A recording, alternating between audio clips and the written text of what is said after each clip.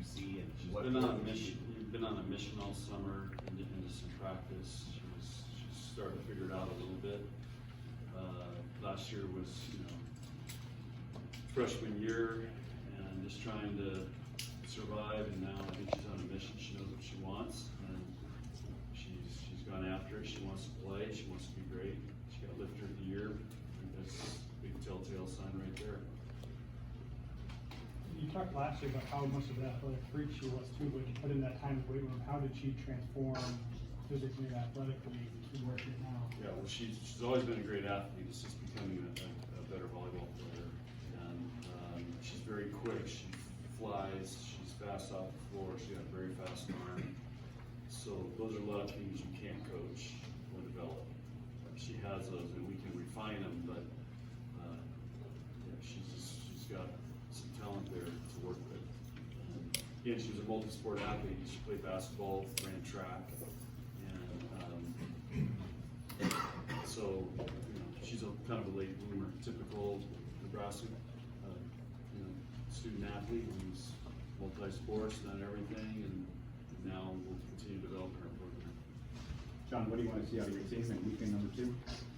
Just win, baby. What more do you want from the Oh, and I'm looking at these stats. We're last in service aces, so that's gonna be a hot topic today. What more do you want to see out of Whitney? What's the next step for her? Just she has the confidence to take over matches and make big. That's her next step. How often does a team not lose a set in its first weekend and drop from number 1? I don't know.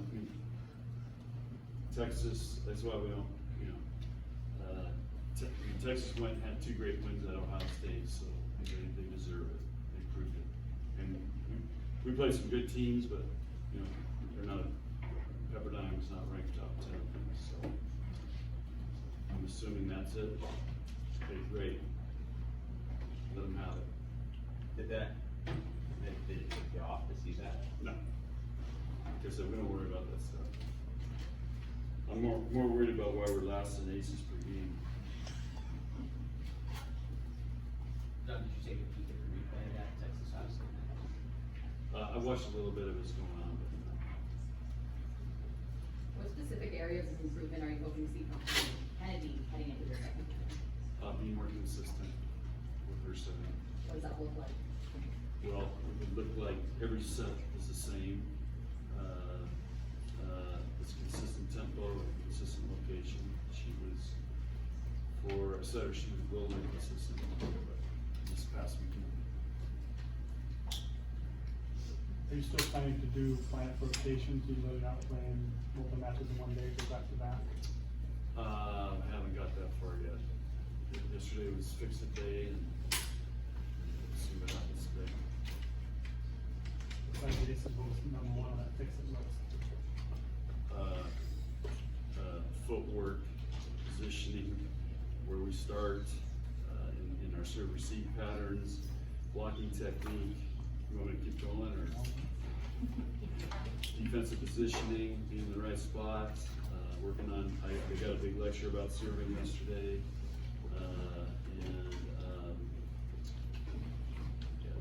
that was a few of the things.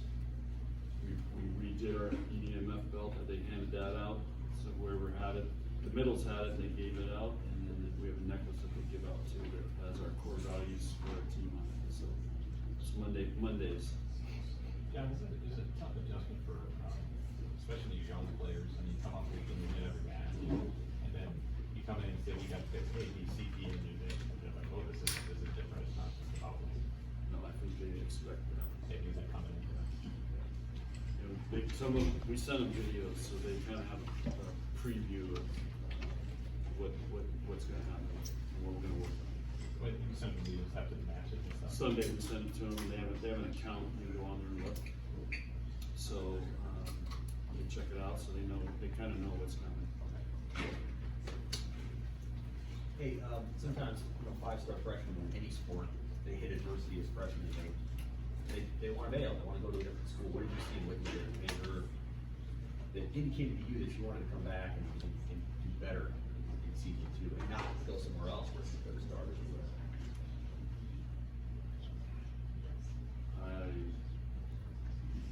she knew she had to get better. I mean, it's pretty black and white, so hopefully we have a bunch of kids that wanna, you know, continue to get better and be patient and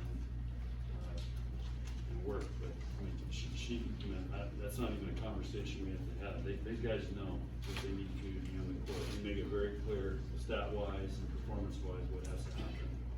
So, she knows, she could write a chapter in a book on it. More questions for Coach? Okay, thanks. Iowa. She's in a place where it's hard to get to, Mississippi. So, and she's playing a tough schedule this year. They just played Illinois. They play us. I can't remember who they're playing next. They're playing Loyola. They play next week, another pretty tough team. So it might be a Big Ten team. I can't remember, but she's upgrading her schedule. So the SEC is getting tougher as well. Have you talked to her much in the last couple of years, or just seen her at the Final Four? Or? Just occasionally we check in recruiting, we catch up when we're on the recruiting together. Yes, what are the strengths of the Kayla Banworth program? What have you seen as she's kind of developed that thing down there? I think, well, first of all, she had to develop a culture where they support volleyball, the players take it serious and work hard. And I know her first year there was a lot of frustration for her on coming from here and going to there. And so that was the biggest thing she had to do. And then start recruiting. And I don't know if you look, I think she's got a pretty young team, a lot of new players from either last year or this year, I can't remember. But she's done it really quickly. It's a lot easier in this day and age to do it fast now than it was 5 years ago because of the recruiting rules and portal. You said that she makes your life difficult when you play those former players. How does that make it difficult when they come in and try to knock you off? Well, we're going to always get everybody's best shot, so it's a challenge, but it's fun to play against former players / coaches, and but they're going to come in here and play great. So our team's got to understand that. John Kennedy, you mentioned in press conference the other day about how Kenny's the first setter, and since Kelly that she's been able to block in front of the net. How much has Kelly been in instructing her on that, not only as a setter but also blocking at the net as well? Well, we all coach blocking, but Kelly is a great mentor for our setters. That's why I wanted to hire her, because I think setters, like a quarterback, they need a quarterback coach. Setters need a setter coach, because it's a complicated position. There's a lot going on. But Kennedy's a great blocker. Whether I told her one thing or nothing, she's just physical. She's built to be a blocker. She's got big hands, so it's natural for her.